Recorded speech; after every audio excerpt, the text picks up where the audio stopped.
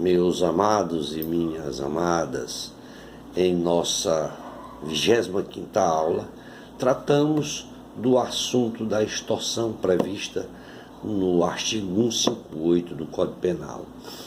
E finalizamos a nossa aula, falando do dano previsto no artigo 163 do Código Penal.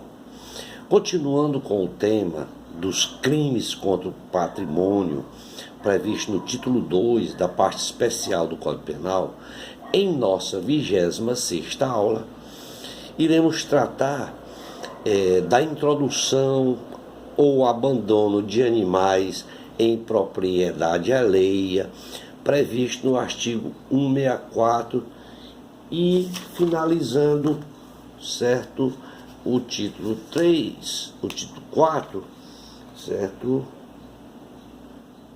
Finalizando o título 2 e o título 3, aliás, certo? Até a apropriação, da apropriação indébita.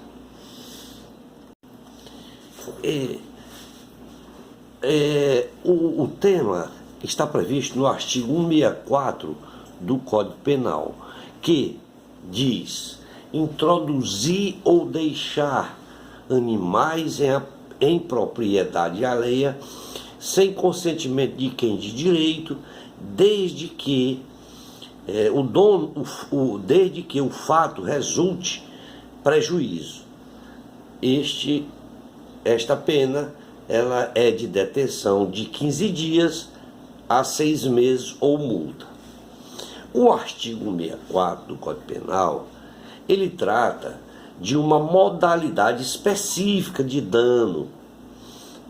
Neste caso em particular, por tratar de um crime comum, onde o agente dolosamente põe ou abandona animal ou animais em propriedade alheia, sem que haja o consentimento de quem é de direito.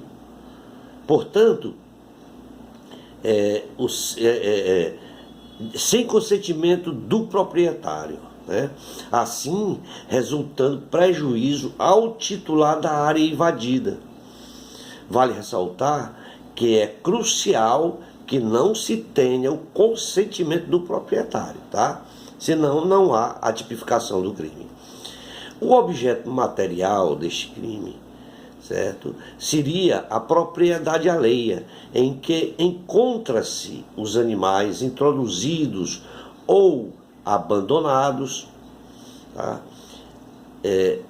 Esta propriedade em que deva pertencer a outra pessoa que não o agente, enquanto o objeto jurídico aí é o patrimônio, a propriedade perante o dono causado pelos animais, o dano que foi causado pelos animais, O sujeito ativo do crime, ele pode ser qualquer pessoa, por se tratar de um crime comum, salvo o proprietário do imóvel, é óbvio, A lei, ela se refere à propriedade alheia. Sendo assim, o próprio proprietário, ele não pode ser o sujeito ativo do delito. No caso de sendo o próprio proprietário a danificar coisa própria, certo, que esteja em posse de terceiros, ele vai se enquadrar no crime previsto no artigo 346 do Código Penal. O sujeito passivo, ele deve ser obrigatoriamente o proprietário do imóvel, ou o possuidor, que isso vai, aí neste caso, suportar o prejuízo, A consumação deste crime, ele ocorre com prejuízo do patrimônio de terceiros. Portanto, a conduta criminosa de danificação total ou parcial da propriedade alheia. Neste caso, é fundamental atentarmos de que haja um relevante prejuízo econômico ao proprietário do imóvel, E também devemos atentar para que o fato ele deve ser analisado na situação concreta, sendo levado em consideração as condições em que se encontram o imóvel. É importante também se ressaltar que este crime de dano, no qual nós analisamos agora no momento, ele é um crime que é instantâneo. Ele nesse caso, ele admite-se aí a tentativa, né? O elemento subjetivo do crime é o dolo, que é efetivado pela lesão causada ao bem jurídico tutelado. E ele se limita à introdução ou o abandono de animais por parte do agente em propriedade alheia, tendo consequências de que a sua conduta ela pode resultar em prejuízo a outrem. Trata-se, nesse caso, de crime de ação penal privada, previsto no artigo 167 do Código Penal. O direito de queixa cabe não só ao proprietário do imóvel também, mas também, né, ao possuidor, quando o bem jurídico violado for ele tem apenas a posse. Tá? Essa pena de detenção de 15 dias a 6 meses ou multa, né? O artigo 165 do Código Penal, ele também trata de dano em coisas de valor, ou seja, o artigo 165 do Código Penal, ele trata do dano em coisas de valor artístico, arqueológico ou histórico. Nós acabamos de falar dos danos,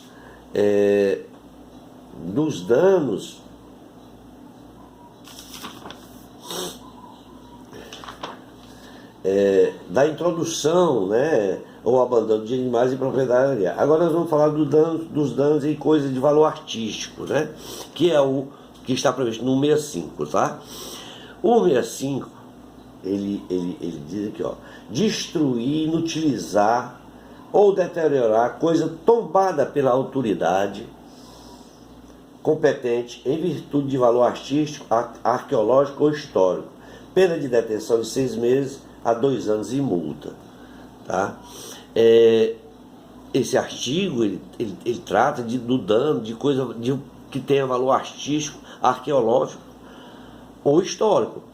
Esse dano, ele trata de modalidade específica também. É uma modalidade específica do dano. É um crime em que o agente ele destrói, ele inutiliza ou deteriora coisa tombada por autoridade competente, tá? Seja por seu valor artístico, arqueológico ou histórico. Esse tipo penal ele está presente na parte especial do Código Penal por força da revogação do artigo 62 da Lei 9.605 de 98, que vem a tratar da Lei dos Crimes Ambientais. Tá? Lá nesse artigo 62, certo? Ele dispõe o seguinte, certo? Dos crimes contra o ordenamento urbano e patrimônio cultural. O artigo 62 desta Lei 9.605 diz assim, ó: destruir, inutilizar ou deteriorar. Inciso 1. O bem é especialmente protegido por lei, ato administrativo ou decisão judicial. No seu inciso 2, arquivo, registro, museu, biblioteca, pinacoteca, instalação científica ou similar, protegida por lei, ato administrativo ou decisão judicial, pena de reclusão de 1 a 3 anos e multa. No seu parágrafo único, ele diz: se o crime for culposo, a pena é de 6 meses a 1 ano, tá? De detenção. sem prejuízo da multa, né? É importante a gente falar que este conceito de ambiente, ele é amplo e ele não se limita, certo, a elementos naturais, tais como a flora, a fauna, tá certo? O meio ambiente, na realidade, é a integração de elementos naturais com elementos artificiais e culturais. Por isso é que a violação da ordem urbana ou cultural também configura um crime ambiental. Neste caso, qualquer pessoa pode ser sujeito ativo da conduta tipificada presente no artigo 62 e 165 do Código Penal. Inclusive, o proprietário do imóvel. Tá? Já o sujeito passivo, por sua vez, é o Estado, tá? O titular do interesse de proteção daquele local. Neste caso, no caso de propriedade particular, o proprietário pode se encontrar em um segundo plano, no polo passivo, caso não seja ele o sujeito ativo da conduta tipificada neste crime. A consumação, ela ocorre, certo, com a destruição, com a deterioração ou inutilização do bem, especialmente aquele bem protegido pela lei, dos atos administrativos ou de decisões judiciais de acordo com o que está capitulado no artigo 165. Tá? E é punível tanto no caso de presença de dolo como também de culpa. Tá? Da alteração do local, especialmente protegido, ele está previsto no artigo 166, que diz: alterar sem licença da autoridade competente o aspecto do local é especialmente protegido por lei, que tem pena de detenção de 1 mês a 1 ano ou multa. O presente artigo, ele trata de um delito simples, ao descrever, aí, neste caso, uma conduta lesiva à inviolabilidade patrimonial e comum, já que pode ser praticado por qualquer pessoa. É também um crime comissivo, visto que a conduta de violar ou alterar local é especialmente protegido pela lei se expressa através de uma ação. E por fim, é também um crime material, pois aí, neste caso, ele exige um resultado. Tá? De acordo com o artigo 166 do Código Penal, o crime é alterar o aspecto de local protegido por lei, sem a autorização da autoridade competente. Sendo assim, esse artigo, ele busca proteger a inviolabilidade deste patrimônio, que merece uma proteção decorrente de uma lei, que no caso é um tombamento, né? Desta maneira, o objeto material é a preservação do local, certo? Protegido por lei. Aquele local em que sofreu uma conduta criminosa, tá? Enquanto o bem jurídico tutelado, né? Naquele bem jurídico tutelado. O patrimônio, o bem jurídico tutelado, ele é o patrimônio público ou privado, tá? Seja tanto pelo aspecto da posse, quanto pelo aspecto da propriedade, tá?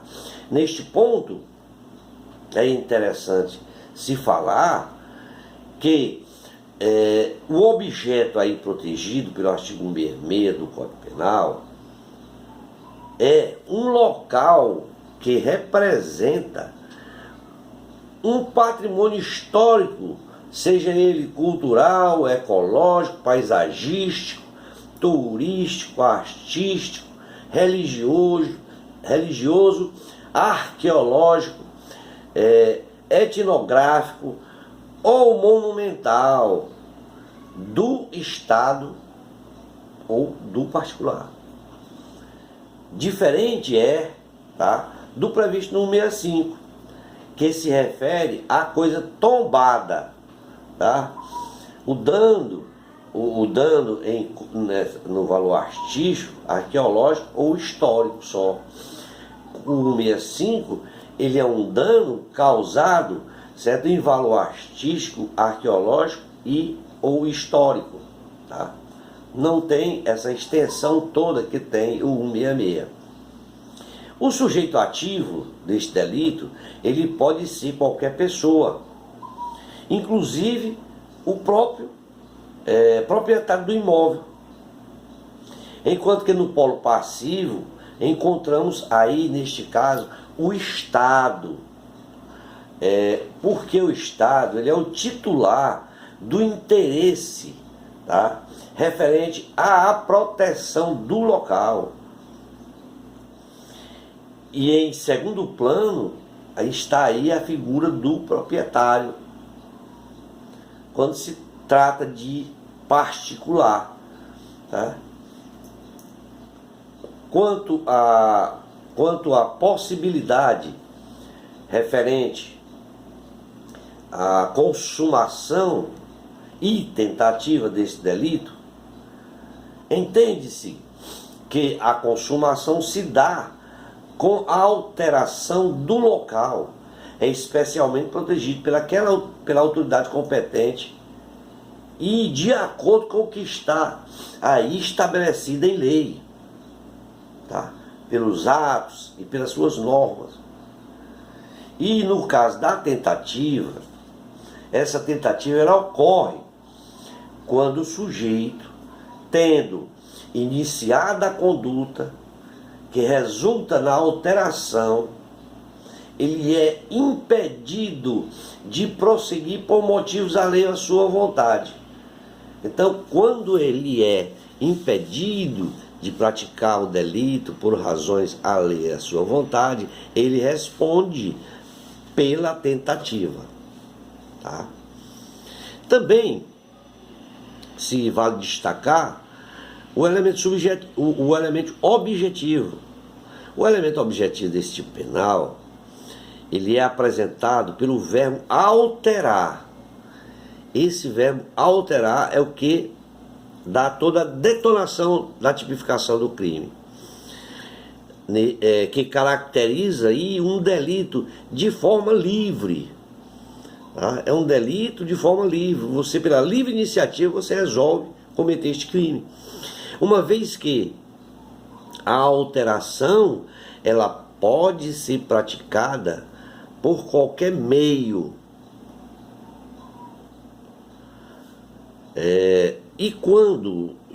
Quanto aos elementos subjetivos, falamos agora dos elementos objetivos, né? Dos elementos subjetivos do tipo penal, fica estabelecido neste caso, certo, que o fato somente ele será punível mediante a presença do dolo. Tem que haver o dolo para que esse elemento subjetivo exista, tá? Sendo considerado atípica a conduta realizada se ela for cometida com culpa. Desta forma, o artigo 166 do Código Penal, ele prevê no seu caput a necessidade do sujeito ele saber que aquele local ele era protegido por uma autoridade competente, por uma lei de proteção ao patrimônio, tá, histórico, artístico, nacional ou ao Ministério da Agricultura. Finalizamos aqui Tá? O nosso capítulo 4º, do